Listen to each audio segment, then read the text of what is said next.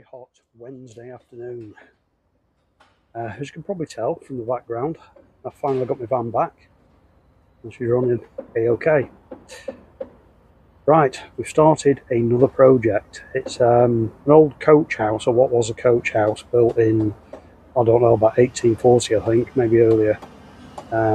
Somebody's done some sand and cement ribbon pointing on it, which looks horrendous. I'll just show you now. You can see it up there. What I've been doing, I've been removing that, ready for cutting out the line, in readiness for repointing the line. As usual, I've got one of my own Dibner style scaffolds up there. I'll go and pick the rest of my scaffolding up from the old Blackpool that's been stranded there for weeks, if not months. Right, so that's what we're on with. So we'll give you a run through on this project, step by step, as we do it. Right, see you in a bit. Then, chaps and chapettes.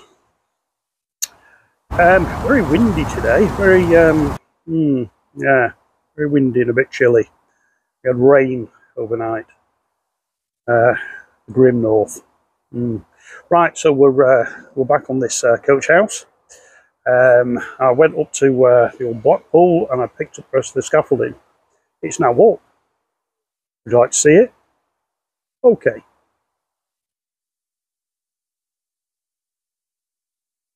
There it is.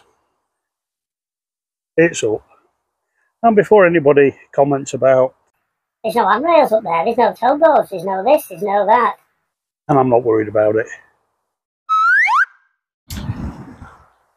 Right. Ribbon pointing. What they've done, they haven't cut out the old lime or anything horrible like that. They've just gone over the top. So we're only talking over the top of it, which is good. I can just chip it away. I'll show you what I'm using. Make you jump at it. Right, the pneumatic drill, air chisel.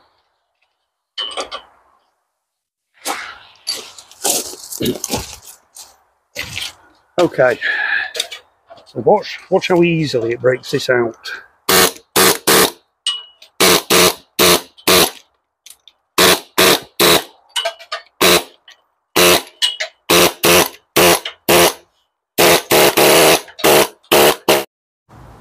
So what I'm doing here basically is just knocking the cement mortar ribbon pointing off the top of the line. It's not cut into the line, it's not cut into the joint, this ribbon pointing, it's just sat on top, so it's flaking off really easily. Of course, once I've got all the cement mortar pointing off, I've then got to deepen up the joint by removing some of the lime mortar. And I'll probably use a grinder on this. It's not exactly an historical building anymore. It's been chopped and changed that much that it's really not of any historical value at all. If it had been a listed building or something like that, well, obviously we wouldn't be using a grinder to get out the lime. We'd be using a plug-in chisel, as we've shown you in the past. However, it isn't, and we're not. We're going to do it with the grinder, which will be much, much quicker.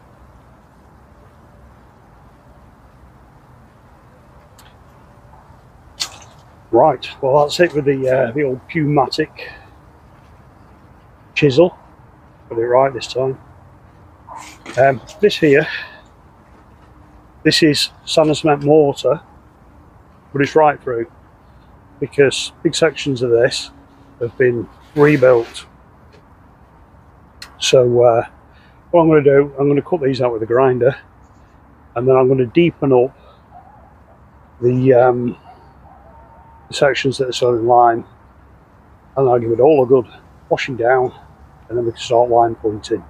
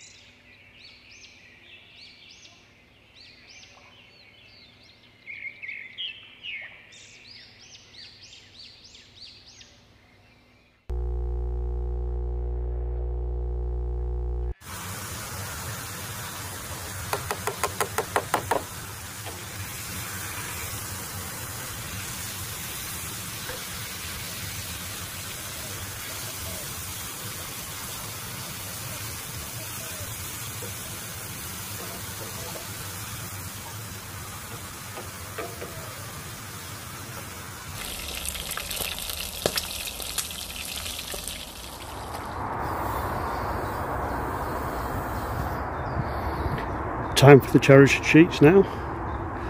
And that's that section on.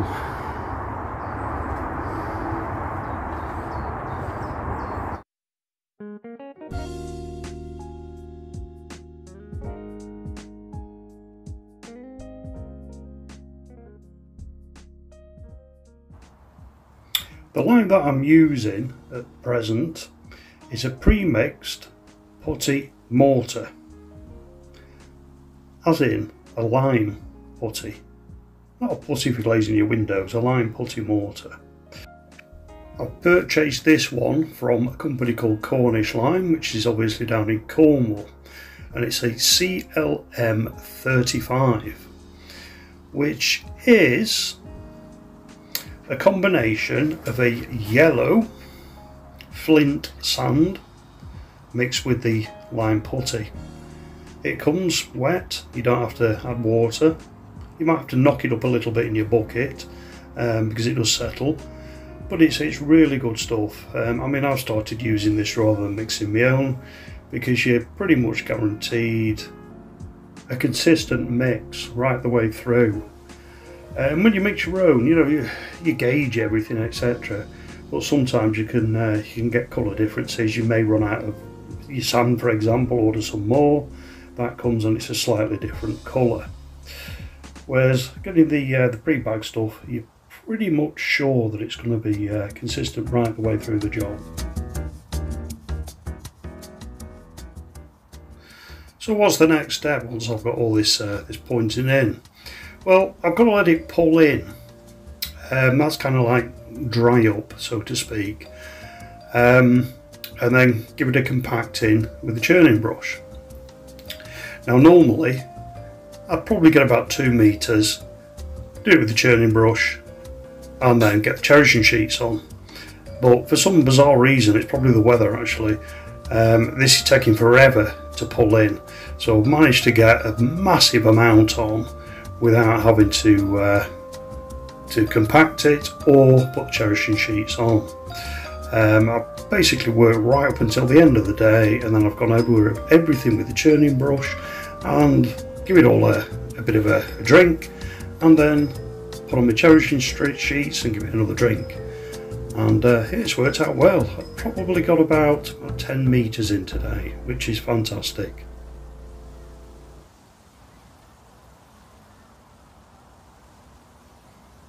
So I've probably got about the same to do again, maybe slightly more. In fact, I think it's about 12 meters in total, and I've got 10 on so far, which isn't bad really. So yeah, hopefully another 2 or 3 days and we should have this one in the bag and be able to get back to the old trawl boat cottage and start line pointing on that big gable end. But of course the cherishing sheets are going to have to stay on for at least a week. I usually like to leave them on for 2 weeks, so what I'll do is once all the pointing is done, I'll leave up the scaffolding, leave the cherishing sheets on, and then I'll probably pop up here once every couple of days and just give it a good saturating. I mean, the weather at the minute, especially in the northwest, is atrocious, very wet, so I'm not too worried about sunshine getting onto it, etc. You know, it's going to rain, it's going to get it damp, so we'll be alright every other day coming down, just giving it a bit of a wet up. Well, this lime mortar that we're using, it's non-hydraulic, so it's basically a true lime mortar. Now you can buy it in your 25k bags, or you can buy it in the bulk bag. Now your bulk bag, that's great if you're going to use this for, say for example, doing a plastering job, lime plastering job. Although I am going to order a bulk bag for the trawl boat, because there is a hell of a lot of pointing and brick replacement to do on there. But if you're just doing a bit of pointing, you're better off with the 25k bags rather than the bulk bags. Again, the bulk bags, same stuff, just in a bulk bag rather than in a poly sack.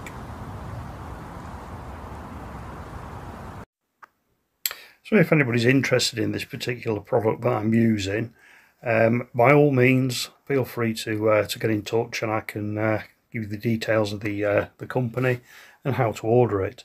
We're not going to give out details in the video for the simple reason that would be free advertising for somebody who might not be wanting free advertising. So we tend not to do that. Okay, so why the bit about 1924? Well, there's absolutely no difference between the way I'm doing this, the material I'm using, than there was in 1924. It's exactly the same method and the same material. Only difference being is the tools are probably a little bit more refined, and so is the lime. But the actual doing it is exactly the same.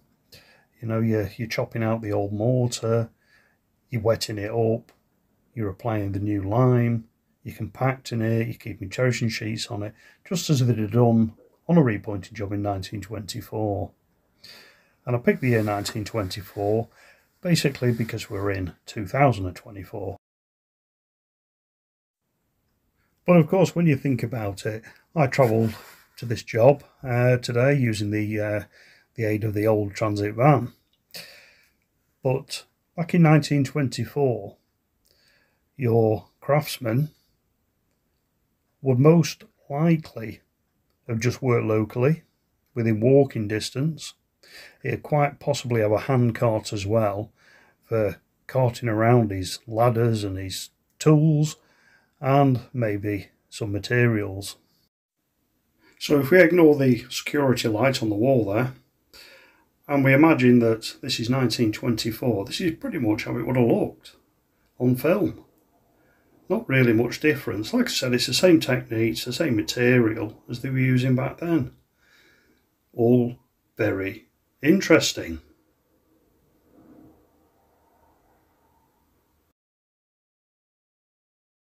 Now if you look in the joints there,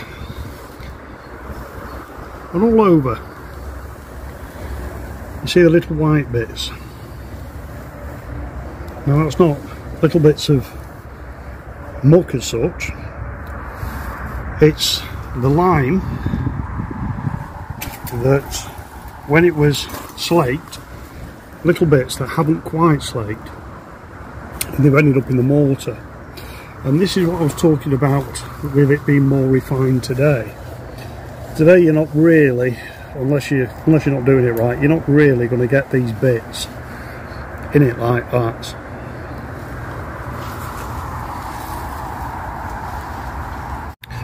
And of course the bricks themselves, you know, that's not erosion on it, that's how they were. You know, it's not a pan that was formed to look nice or anything like that. It was just basically how they were finished.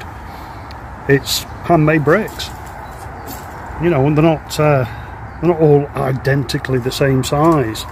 You know, they differ in size and length ever so slightly. A little bit, probably a little bit before the mechanisation of brick manufacture in the Victorian era. There you go. We're on to the next bit now. Got the panel under the window. Finished. Well, say finished, it still wants the churning brush on it to knock it back, but it's far too wet for that. I'll just put the cherishing sheets on tonight and do that tomorrow, because it'll still be wet tomorrow back.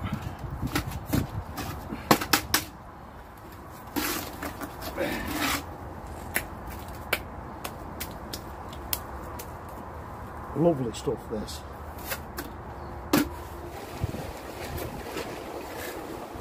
Wind's getting up.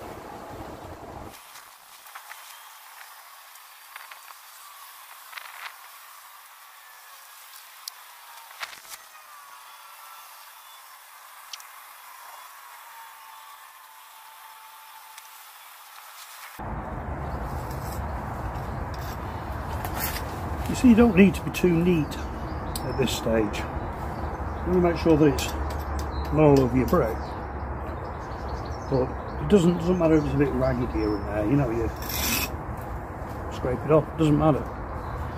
Just want to crack it with churning brush in a bit,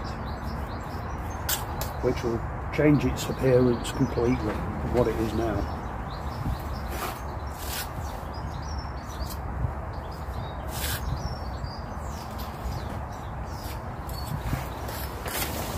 it even changes its colour with this stuff, because as we're putting this in now, it's kind of like slightly off-white, but once it's had the old churning brush on it, it goes like a creamy colour. Looks lovely.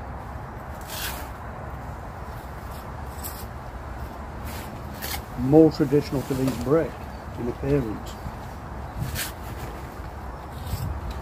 Although I have to say, now that there is the original mortar, and that's actually stiffened up again now, but it was a pinky colour, and it's not because they put a pigment into it, an earth pigment. It's the natural colour of the sand in this area. Now if I was working, for example, St Anne's or Lytham or Blackpool, that would be very white, because they'd be using the sand out of the ground, which was at one point beach sand, or bottom of the ocean probably. And this area, all the sand is red. So obviously they're digging the sand out of the ground and using that to make the mortars. Hence it being a pinky colour.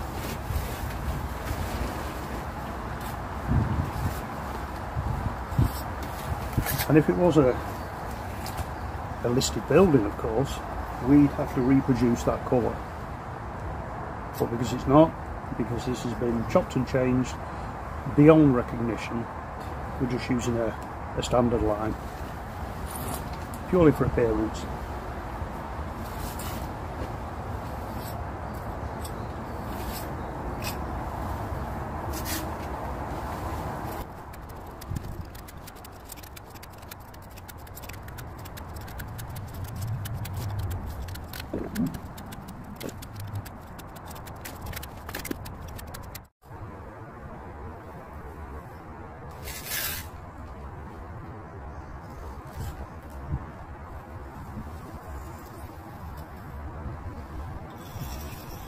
Well, we haven't moved forward in time to October or anything like that. It's the 3rd of July. And I've put my winter coat on. It is freezing.